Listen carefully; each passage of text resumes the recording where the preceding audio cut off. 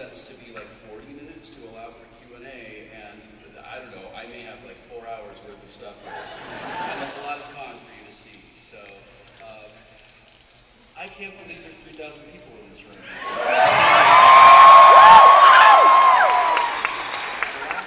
In this room and there were 3,000 people in it, it was when I keynoted the Penny Arcade Expo in 2007. And I didn't know there were 3,000 people in that room, which is really good because I would have wet my pants. And, but now that I know that there's 3,000 people in this room, I just have to keep saying that number over and over again until it becomes an abstract concept that doesn't terrify me. A couple of notes before I get into my storytelling today.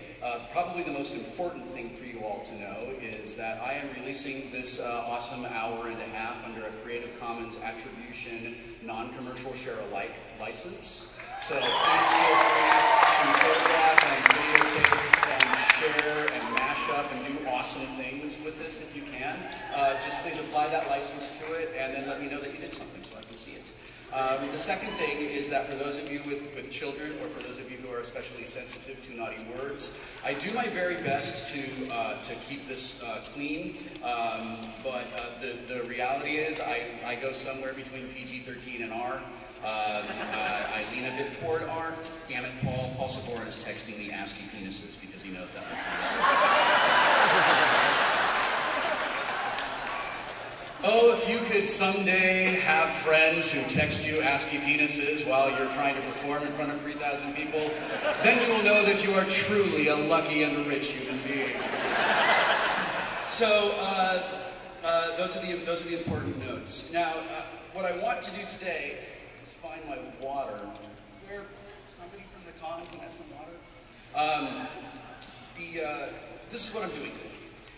I have been very busy for the last few months, and I want to tell you about two of the things that I've been doing that have kept me busy, and then I'm going to tell you stories. The very first thing that I've been doing that has kept me busy since last summer is creating, producing, working on, and editing a program for Felicia Day's Geek and Sundry YouTube channel called Tabletop. I'm so unbelievably excited about this show. I feel like the entire room down in the, we call it the celebrity ghetto, where we're signing autographs and stuff. So these two guys come out, and they're a couple of tables down from me. These two guys come out, and every teenage girl and their mom in the room screams like the Beatles have come out. And I'm like, holy crap, the Beatles are here. Those aren't the Beatles. Those aren't even the Monkees. Who are these guys? So it turns out that they're the twins from Harry Potter. And it was kind of like that. I'm as excited for Tabletop as everyone else is for that. For those of you who don't know what I'm talking about a year ago, Felicia Day called me and she asked me if I would be interested in working on a show together. And everything that we have done together has been amazing and fun. And I said, yes, of course, we'll do something together. And she said, I'm starting this YouTube channel, and they're giving me a little bit of a budget to produce shows, and I would like to do a show with you. What do you think about doing a show where you review board games and video games and things like that? And I said, that sounds very interesting. How about a show where, oh my God, we play tabletop games, board games, card games, and RPGs. And my brain's like, oh, look at all these ideas. This is the thing you've been wanting to do for your entire life. And we invite our interesting friends, writers, artists, creators, actors, YouTubers, to come over and play these games with us. And then we're sort of reviewing the games because we're showing by example how awesome the gaming hobby is. And then we're also letting people who are big fans of people like Grant Imahara and Ryan Higa and Jane Espenson see what they're like. Thank you. When they're, All right, okay, I see it. The thing is, if you were standing where I am, it's very hard to see the tiny little hole where the water lives. I'm just going to not comment on that further.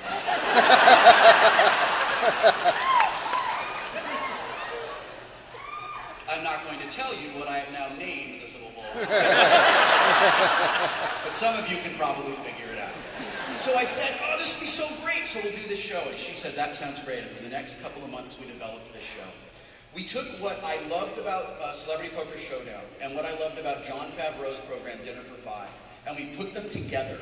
And we replaced the game of No Limit Texas Hold'em with games like Settlers of Catan and Fiasco and Ticket to Ride and Alhambra and The Last Night on Earth and Pandemic and Munchkin. And we put together, we shot 20 episodes in 10 days.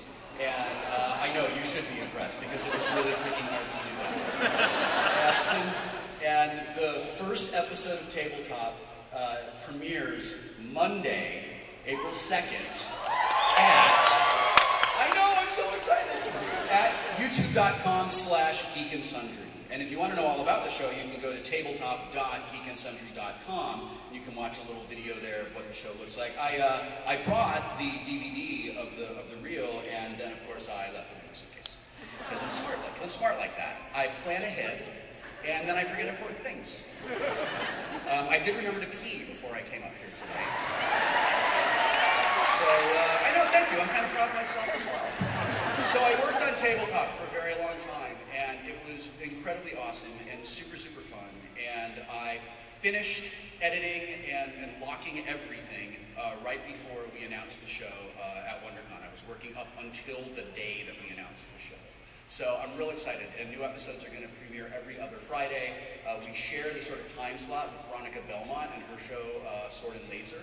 And on the off weeks, we're going to have outtakes and behind-the-scenes shoots and maybe some interviews with game developers. I'm going to do some live chats talking about games. It's going to be really exciting. So I'm really looking forward to that. It's going to be great. So that is one of the things that's been taking up a great deal of my time. The other thing that came about very unexpectedly right before I came to be in Seattle is another episode of The Big Bang Theory.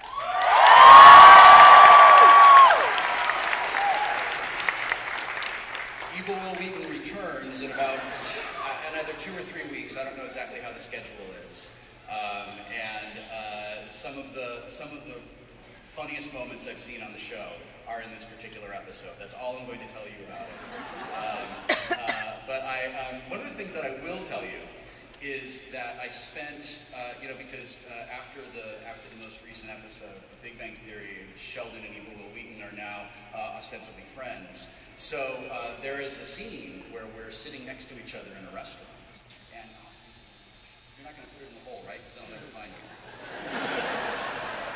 That's what she said.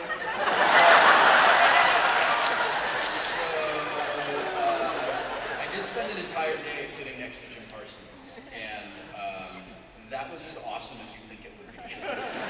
I have also concluded that Johnny Galecki is the most effortlessly handsome man on the planet Earth. One day he comes in like sweats in a torn up t-shirt and just manages to look sort of like rugged and sexy. The very next day he comes in like a tie and the shoes, and he's all put together, and Simon Helberg and I were like, why does he do this? It's rehearsal, no one cares. But he looks like he stepped off the front, like he stepped off the cover of Italian Vogue. So that episode premieres in just a couple of weeks. Because I've been doing a lot of this creative acting work, I have not had as much time as I would like to do creative writing work. As it turns out, I have only so much time in the day and only so much creative energy in myself to create things. And when it's being drawn out of me to be an actor, it's not really there to be a writer. So what happens is, instead of sitting down and working out a 2,000-word essay about maybe raising my kids or doing something with my wife, or some of the things that people who read my blog and my books are sort of accustomed to, I find myself writing these things that are ridiculous, that just sort of amuse myself, that a year ago I would have written and then never published because I would have thought that's just too ridiculous and stupid. So I brought a couple of those things today.